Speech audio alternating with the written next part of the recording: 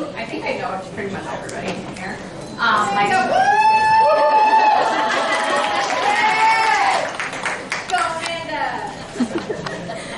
Okay, my name is Amanda. I'm the I guess now puppy raising manager. Sorry, title changes. I was the puppy placement specialist here at Dogs Inc. for 5 years. So I'm going to go through kind of some puppy matching 101. So this is some basic information about what I'm looking for when I'm matching puppies. Also, you have some little puppy profiles and raiser profiles on your table. Those are just because honestly my text is very small on the screen and I was not sure that everybody was actually going to be able to see it. But we're going to go through and we're going to match a couple of puppies and kind of go through why I would match the puppies the way I did. I will just say these are not like real, genuine matches because honestly, all the dogs that I use are dogs that either I started or raised. So does not give a lot of variety. So first and foremost, all right. So we're looking at 3 important main factors when I'm matching puppies. So I'm looking at the puppy, the raiser, and the loving club leader. So for the puppy, I guess I got those backwards. So for the raiser, I am looking at their experience. Are they an experienced handler? Have they raised puppies for us before? Have they raised other organizations before? Because that is all important information to keep in mind with what they can be matched with and what puppy might work for them. If they have raised for us, what have they raised for us before? So if I have a raiser that has had 5 challenging puppies in a row, I'm not necessarily going to give that person another puppy that is going to be super challenging. We don't want to burn people out. Or, somebody who's had 5 medical transfers in a row, maybe going to look at this dog's, familial history a little closer and make sure that we're not going to give them another one with a high chance. Obviously, things happen. I have 3 medical transfers, but that wasn't necessarily in their family history, so it happens. But we're going to try to set them up. We don't want to burn them out, and we don't want to make them not want to come back. Puppy raisers environment. So what sort of environment do they have? Do they have a family with lots of small children? Are they retired? Do they live upstairs in a condo? Do they live in a quiet house in the country? What are we looking at for this person? If they work full-time, what do they work in? If we have maybe a puppy raiser who works in a school, maybe there are some personality traits, like a super mouthy puppy who's going to be barking nonstop. Probably not the best match. So we're looking at all of that. The puppy raiser's handling style. Some people can handle a lot of puppies, some people can't. Kind of a more confident, willful puppy might kind of overwhelm somebody who has a softer handler style. And then also the preferences of the raiser. So that is, do they prefer a male or female? That sort of thing. All right, so for the puppy, we're looking at the temperament. So all of our puppies receive an assessment at 8 weeks. I'm looking at the behavior checklist for that, seeing what they scored on. Do they show a lot of noise sensitivity, novel objects? What are we looking at? Our puppies all receive puppy education with our Puppy Academy team. So I'm looking at often their puppy education notes. Keeping in mind that your BCL, your puppy assessment, is a snapshot in time. They may have been having a really, really bad day. You made eye contact. Yeah, and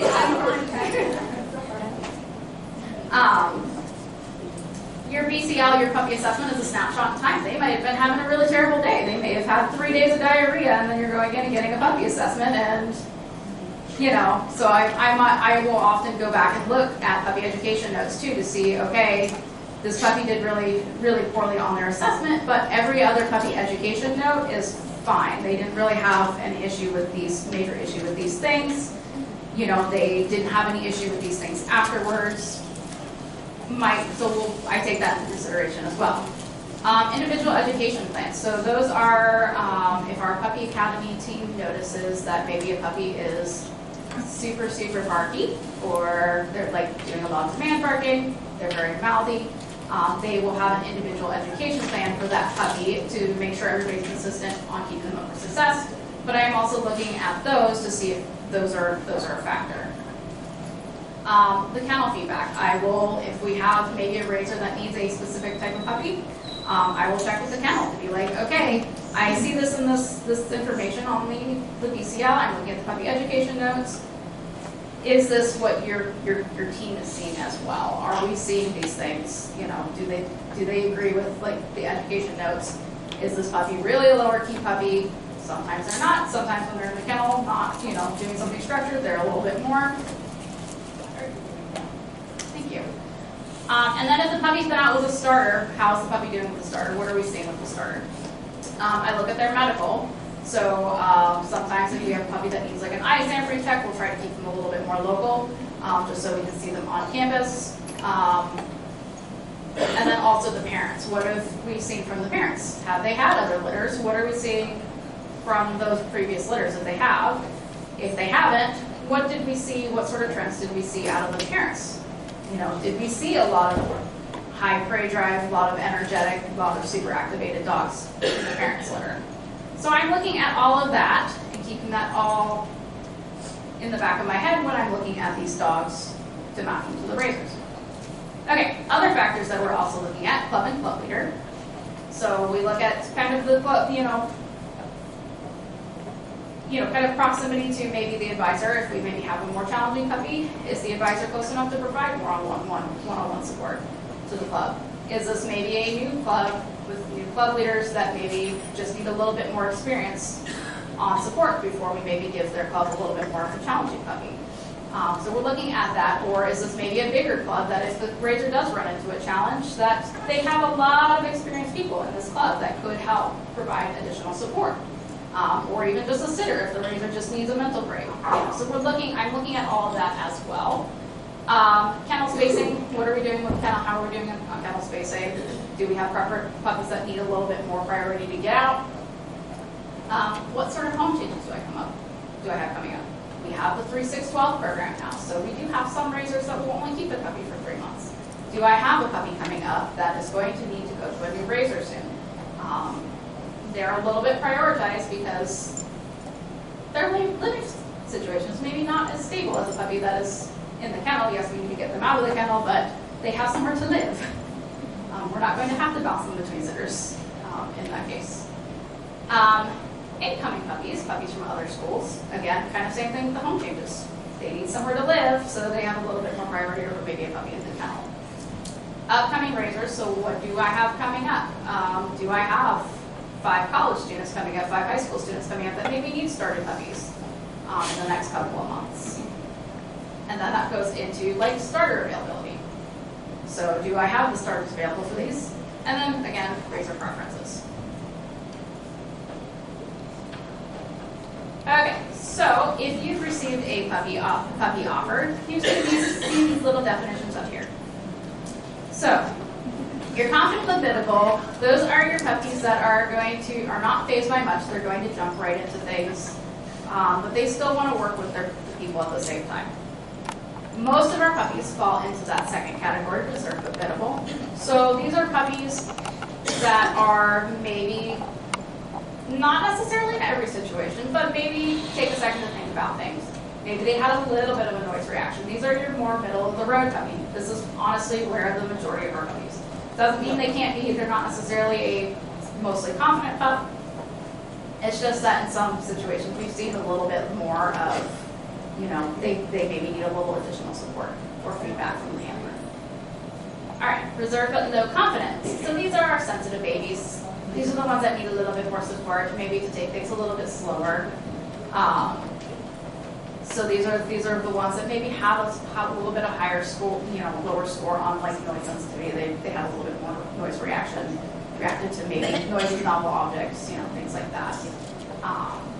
They can honestly be still very good, strong puppies when they're matched with the right raiser and right environment. I have seen puppies that have assessed as reserved and low confidence go on to be guide dogs. So that's some of those that we need to keep in mind, that they need maybe a little bit more skill and a little bit more support. And then that last category, we do not see very often. I think I've seen maybe 5 puppies in the last 5 years that have been on that. So these are the confident on own agendas. So these are those very strong, confident puppies that really don't care that you're at the other end of the leash. They don't care, couldn't care less what you want. Luckily, most of our dogs are not in that way, but these are the dogs that are very, very challenging. If you can work them through it, they're great. Very good guide, it can be a good guide dog, but again, we have to make sure that they have the right razor, that they are not going to rule the household and run roughshod over. Again, luckily, I think I've seen like 5 puppies that fall into that category since I've been the puppy in the puppy placement. Okay, so next thing you see on that puppy offer is puppy description. So that first little letter there on the puppy description is your color. So yellow, black, brindle, black and tan, wherever that puppy falls color-wise. The second letter is the breed designation. So Labrador, Golden, the L indicates the Labrador, the G indicates the Golden Retriever. If you have a Golden Dog, you will have both on there because they have both there. And the X indicates that they're a cross. The number towards the end indicates what generation. So that would be a 3rd generation cross. So that would be the grandparent was like typically in our case like a Golden Retriever. And then the end indicates the puppy's gender if you've not knocked that off. And then that last one indicates what the puppy's.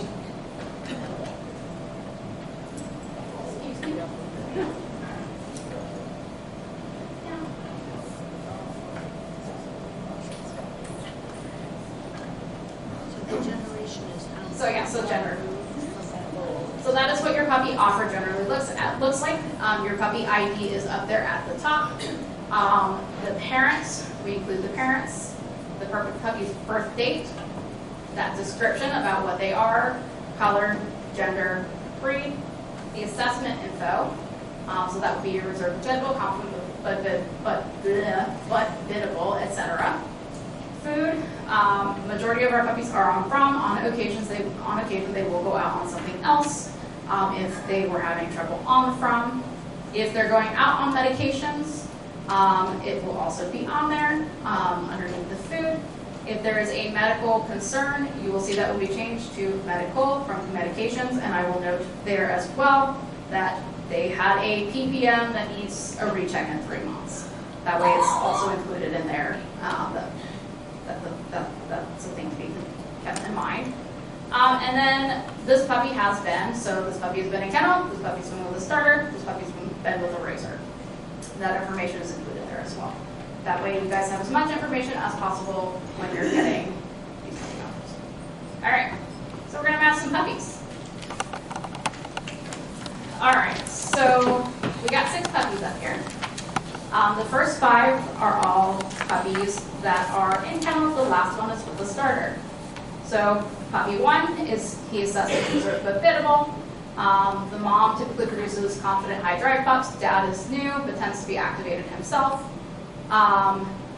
Temperament, we saw some mild noise reaction, body sensitivity, inhibition, activation, and he's a low to average energy puppy.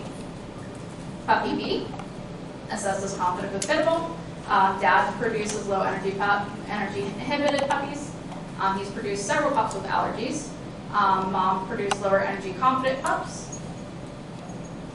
She scored a couple of very milds on her assessment. Honestly, very milds are not super concerning for me on the 8-week assessment generally, unless I see they assessed very mild on every single thing. Then I might look into it a little bit more. And then she's low to average energy. Puppy C, he's a reserved and lower confidence puppy. Mom is very confident, high drive. The dad tends to be activated, high energy. Previous litters showed activation and excitability. So kind of indications that this puppy's maybe going to be a lot more than the other 2 puppies on the list. He showed some moderate activation. He's not maybe a little bit more on his own agenda, a little bit more excitable. saw some anxious and unfamiliar locations. So he's got a lot on that list that he's going to work on. So we're going to look for him for a razor that is going to be a little bit more, be able to take a little bit more time with him. The next puppy, reserved and low confidence. Mom produces calm and bendable pups. Dad produces high energy, high drive puppies. She could fall anywhere on that list if you're just looking at it from the parental perspective. Puppy E, assessed as confident but biddable. Both parents have produced high energy, high drive pups in previous litters. So here we see he was very mild noise, inhibition, and activation. But he did, on his assessment, show average energy. Looking at his parents, I would look at that and be like, I don't know that we're going to be average energy. And having had this dog in my house, that proved it. He was not average energy. But that's why it is also important for us to kind of have parental knowledge and to look at that and be like, okay, we saw this from the parents, and he's showing this on the puppy assessment. So this would definitely be one that I would go back to the kennel and be like, hello, is this actually what we're seeing from him? Because I don't feel like this is going to be, this is not really where this guy's going to fall. All right, and then the last puppy on there is puppy F. He assesses reserved but biddable. Mom's litter showed some activation, excitability, noise reactions. The father, again, has produced both high and low energy pups that tend to be a little bit on the independent side. We saw some moderate activation, mild, anxious, and unfamiliar locations, some noise, a little bit of excitability, a little bit of return to productive state, and some average energy from him as well. Okay, so your razor profiles, so that is the other sheet you have. So razor 1, skill and experience, retired, quiet environment. This is the razor that has had multiple challenging pups and several medical transfers. So looking at that, I'm not going to give them anything that I might be concerned about, and I'm not going to give them one of those more challenging puppies. We want to set them up for success. We don't want them to be like, this is it, I am done, I am never coming back. Especially since they have proven to be a very skilled razor, and several of those things were not in there, not because of them. So razor 2, skilled, experienced college razor, multiple roommates, they plan to co-raise. Several have virtual classes, and somebody's almost always home. Razor 3 is a new razor, experienced with rescue dogs, retired and quiet lifestyle, does live in an upstairs condo. So razor 4 is a new razor, works full-time as a teacher, prefers an older pup, but is not required. And then razor 5, experienced razor, works full-time, has several kids from college to teens in the home. All right, so you can kind of see that's kind of how I would have matched these dogs. So for razor 1, I would have chosen the kind of middle of the road pup that I'm not really seeing. He's kind of low to average energy, or he's not looking like he's going to be a handful. I'm not seeing a lot of medical on him. Razor 2. The skilled and experienced college razor with lots of roommates. I would look at that and be like, okay, well, this puppy's maybe a little bit more, the puppy E is a little bit more, but you have a skilled, experienced razor with multiple people in the household to help. So if they need a break, they can. They have a little bit more of, they have the skills, they're college razors, they're on the go often, so the dog can kind of keep up with them a little bit more. So for razor 3, I'm going to pick kind of that puppy that is on the lower end. They are experienced with rescue dogs, so they have looked at some behavioral issues before. They have a quiet lifestyle. They can kind of they have the time to work through things. And actually, that is pretty much what I matched him with, and he did great with them. For razor 4. I'm going to match that little started puppy at the bottom because she did say she wants an older puppy. He is the only starter puppy. He's middle of the road. I'm not super concerned about him. Razor 5 is an experienced razor who has lots of kids from college to teen in the home. I'm going to pick kind of that calm hubby. Sounds like kind of a busy environment. That puppy B, who's kind of confident, low-key. not going to necessarily do much. And then that little puppy that's having, oh, I don't know if I included that on here. Puppy D is having diarrhea issues, by the way, and she's going out on canned ID. So, gonna maybe put her with an experienced starter that has a little bit of time to help her with some of that medical issues before she goes to a razor. Also, if I unintentionally move this and you guys can't hear me, just tell me. Yes? Question, where are you deriving these razor profiles from? Are you looking at what we put in the comments at the home visit, or where is that all getting assembled from? A lot of that is coming from the in-home orientation. I also will do a quick peek at the application, and a lot of it comes from conversations with the club leaders. Okay, so we should be putting this kind of information in our comments during the... Yeah, or just shoot me an email, or sometimes if the advisors have been involved with some of the applicant processing, the advisor will give me some of this information. So it's coming from multiple sources. But yes, the more information you can give me, the better it is. But to be honest, a lot of these puppies are, I chose extremes because I just wanted everybody to kind of see some of the extremes of what we're working with. But really, most of our puppies fall kind of more middle of the road. Yeah, I just want to make sure we're putting the right information in the right place. I never know where you're looking to get to this kind of I am looking everywhere. I look at in-home orientations. I look at, sometimes I'll ask the club leader for more information. Sometimes I'll ask the advisor for more information. So we can provide it to you. I just want to put it someplace you actually look. please write me a book in that in-home orientation. The more information I have, the better this goes. Yes. So if I email you, like, I've got what information would you be like, oh, take this witness to it? What are you really looking to see when I say to you, this is who this razor is, now this is what I really, as what information what information do we really need? Essentially, what information do we really need to really give a good idea of the razor and what's going up? So, anything, give me as much information as you can. Anything, if this person is super skilled, please give me that this person is super skilled and they like a spunky dog. If this person needs a lump,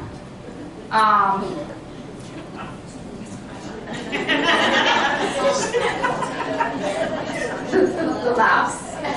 I need a lump. Give me what we call the McDonald's order to a degree. So give me as much information as you possibly can about the razor as a person and their lifestyle, because that gives me as much. I mean, and it's particularly if they really have any sort of lifestyle or handling concern that would affect the puppy's match in long term. So if you look at this person and you're like, this person really needs a lower, like a puppy that is not going to rule the roost and walk all over them, tell me that. Because maybe, again, we can look at maybe a lower confidence puppy that is not going to push boundaries. If you have somebody that likes the spicy puppy that is going to push every single boundary and they're going to love it, tell me that. You know, if you have a 90-year-old grandparent in the home who maybe needs a less rambunctious puppy, so just any information that could make or break a match. Again, please write me a book. I do read those in-home orientations, and I do read all of the information that you put on those in-home orientations. If for some reason you're not comfortable putting it in the in-home orientation or you forget about it, especially if it's a new razor, I email, hello, this person, I got your in-home, I submitted the background check. That's a good time to be like, okay, well, just keep in mind these things for this razor. Thanks for having that first. You have a Razor 6 and a starter, so you have, is that 7 razor profiles on this? We got a couple more slides to go. Oh, okay. Okay, sorry. You got a couple more slides coming up. I just was going to recommend, especially because we deal with a lot of colic razors, I look at did Cindy and I look at their Facebook or Instagram, kind of Facebook, to kind of see, okay, are they clubbers? Are they, are they going to be going out at night a lot? Are Yes, they and going you guys are really good about being like, okay, this person could deal with a lower confidence puppy because they are kind of a softer person, and please don't give me the confident trusty puppy that is going to destroy this person. Right, they live in midtown in a high rise and that kind of stuff. But yeah, especially looking at their lifestyle, like Yeah. Brenna. So Yeah, the first one says, has had several challenging pups and several medical transfers. So like first, if it has had wonderful angel pups and has been, great, would you then slap a demon on them? No, I would not slap a demon dog on them. But I might ask them to take a slightly more challenging puppy, especially if especially if they had nothing. I mean, it might be a little bit, you've raised 10 puppies and every one has been super, super easy. I'm not going to give that person the hardest puppy in the kennel because they've had nothing but angel puppies and they may not quite have the skill level at that point because they've never been challenged. But maybe give them a little bit more. Push it a little bit. Just a little bit, not going to give them enough to break them, but maybe something to give them a little bit more of a challenge. We are not out to break our razors. Please don't break our razors. If we break our razors, they don't come back. We do not want to break our razors. We want to set them up for success, and we want to set the puppies up for success. Because that's what we're here to make working dogs. We want them to go on a career. If we do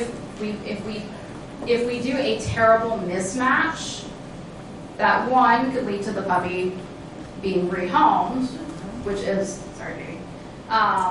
sometimes not necessarily in the pup's best interest, because especially if they've developed behavioral concerns while they're with that razor, it could be harder to find a razor ultimately that could work on and fix those issues. So we don't want to put either in that situation, and we don't want the razor to have a terrible time. They're going to hopefully have this dog, for a year plus. We don't want them to spend a year hating their life. We want them to enjoy the experience. Every puppy is going to challenge people in some different way. That's just what they do, and that's the nature of life, and every puppy's going to bring you a different challenge. Okay, so there's our matches. We're ready to send these to the club leaders. But guess what? We've got mail. We've got 4 emails. So the starter for puppy F has decided that they're going to keep him. One of the club leaders has emailed us, and we now have a new raiser who's a high school student, and will need to start a fully vaccinated puppy due to the school's guidelines, and they're ready in 2 months. So the club leader for Razor 4, this razor has decided that they will only take a black puppy, and no other color. The club leader for Razor 5, Razors Express, they are only interested in a puppy from litter E because they raised a half sibling and they love them. This happens all the time. This has happened multiple times. So these are all like just generic, like throw up here. These are things that have happened. Okay, so now that initial does not work anymore. This has to go away. So now we have to do some puppy shuffling because now we've added on more information. So you can see those little white boxes. We've added on now that Razor 4 will only take a black puppy. We've taken puppy F out of the running. Razor 5 will only take a puppy from puppy E's litter. We've added our new razor and we've added the starter there, kept the starter down there at a little bit at the end. So what's the next step? So now I'm going to look ahead and be like, okay, do I have any pending home changes that we can throw into that are going to come into this mix? So yes, we have puppy G. He's a reserve but biddable puppy. He's lower energy with some mild noise and body handling. He's doing well with a 3-month razor, and their time is coming up on the end of their situation. So now I'm going to email back out to everybody. Congratulations, start for puppy F. I'm happy you're raising. For the club leader with the puppy that needs a starter, we're going to work on getting the puppy to a starter. We'll get those. We'll try to figure that out. Reach out to the club leader for Razor 4, who only wants the black puppy. We have a puppy, black puppy, but she's having diarrhea and she's on candy ID. She'll need some confidence building. May not be the best fit for a first-time Razor. The club leader, Razor 5, we only have one puppy from litter E available. Puppy would not be a good match for this family. He was showing some mouthiness and he's kind of energetic. He's not going to be similar to the Razor's previous puppy. It is all up to the Razors and the club leaders now at this point. So we don't really need to worry about the ones at the moment that are kind of down the line. So Razor, who's a teacher and first-time Razor, she's on break for 3 months and she's able to work on the confidence building. She has a quiet office setup and she doesn't care about the diarrhea. Great. That is not how it always works out.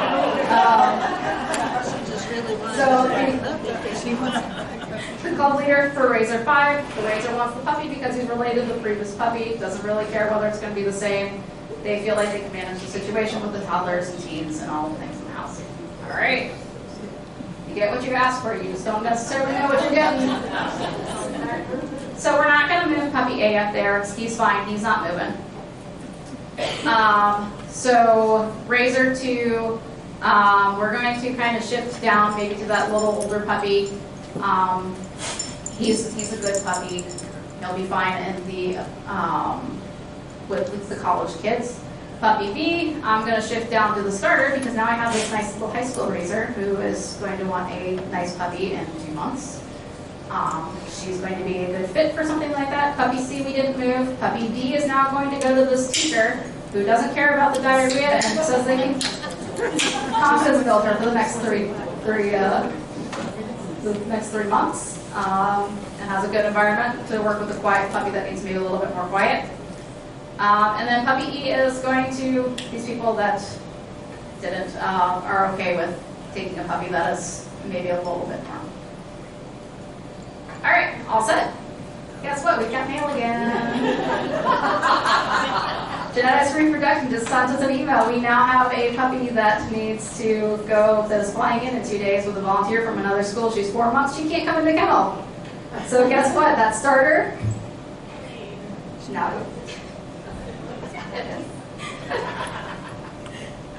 This was that puppy who was living in my house. Yes, Millie was one of those puppies. And that is how she ended up in my house. Well, it was not intended to be a permanent situation. She did her time and she came in for training and then she came back. Okay, so other things to keep in mind. So most of our puppy Razor through that whole process. And then they get that started puppy home and it's barking in the crate and the spouse has decided after 2 days that they can't handle this and the puppy needs to go somewhere else. So we can still do everything right and it still does not work out. You know, that's just the nature of working with people and working with animals. So sometimes Razor types and available puppy temperaments don't line up. Sometimes we'll have nothing but challenging puppies and nothing but new Razors. Again, it just depends on what we have coming up. It's happened multiple times where I'm like, this is not my favorite puppy for a Razor, but I literally don't have anything but challenging puppies, and I'm just at this point deciding what sort of challenge we can put in here. And then the more flexible a Razor is about things like gender, color, and age, the more likely they are to get a better temperament match. If I don't have to sit there and worry about that this person specifically wants a yellow female in a certain age range, a yellow female in a specific age range who has a nice off switch but it has good drive, that's really hard sometimes. But can live in a city. But can live in a city and has no noise sensitivity. Yes, that's not the. So I mean, obviously, you know, we're joking about that. She's had multiple good puppies, and she has proven to be flexible if something doesn't quite match her McDonald's order, as we now call it. But giving us more information, you know, is always important. But again, if I have a perfect match, because I didn't include genders up on that matching list. But if I have a perfect match, but they are yellow, you know, having that razor be a little bit more open to a different color is always helpful. But if you have a razor that needs a yellow puppy because they have a visually impaired person in their home, Or their car. that's important to know ahead of time. Let me know way out ahead of time so I can keep an eye out for that. Same thing with like the gender, the age. Sometimes I'll have a perfect match that is a starter puppy. You know, and that person's only willing to take from the kennel. You know, so encouraging flexibility on the razors. For the razors is always important as well. Questions? How many starters do I have? Oh, starters, like do we starters overall? At the moment, I think we have 3. Because we kind of rolled that program into the 3-month razor program. So several months ago, I think that was back in August that we did that, yeah. So now if anybody's interested in starting, outside of our 2 really super experienced starters who have started like 15 and 20 puppies for us, we're rolling them into the 3-month razor program. Yes. For a little while, there was talk about not giving new college student razors, first-time razors, brand new bitty baby puppies. And I know we kind of try to steer them away from that, but I mean, is that not a rule or is it a rule? It's not a rule on our end. It's preferable. I mean, if the problem is because we don't necessarily have starters unless the club has starters. There are a couple of colleges that require it. So that's where it comes into kind of play, is that there are a couple of the colleges that require that the puppy be fully vaccinated and started. Georgia Southern, UGA, University of Miami all require that those dogs be fully vaccinated. So like if I say here is a first-time college student's razor, I feel they can handle, like it's gonna be more up to us to say, I think they can handle an 8 or 9 Yeah. year old puppy. Yes. Or if I would say, this person was on the 6th floor, they should not have. Yes, just keeping in mind that we may or may not have a starter available at the time, and that even if we do have a starter available, it's going to take a little bit Yeah. to get it, or that there might be a literal waiting list for starters, so you could be looking at 6 months before we have a starter puppy, unless we have a home change that is a good fit. In which case, we can have them on the list for that as well.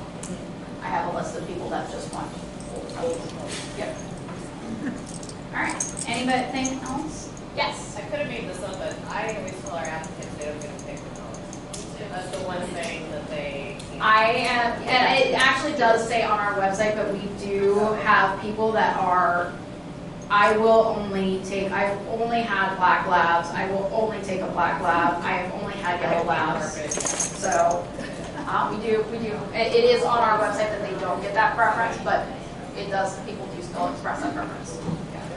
Last question. One last question. Me? Yeah. It's you. So you usually, and I've asked you this before, but but I wanted to get everybody else's take. You usually email me with usually 1, but sometimes 2. And I've asked you like, what am I supposed to do with this? Do I ask the razor like, hey, do you want this puppy? I've always just made the decision like, yep, cool, they're getting that puppy. Like, I just trust you and. Yes, I mean, if you look at that, Reach out to the razor and say, is this no? it's up to you and up to you and the razor. If you have a razor that you know that there's, if you feel like the razor has a good grasp on their situation, their experience, and they can kind of make that call. It's maybe the difference between a barker or, somebody like maybe a little bit noise sensitivity and you're sensitive, if you can make that call, it's later. It's up to you. All right. Well, you guys know where to find me if you have any other questions.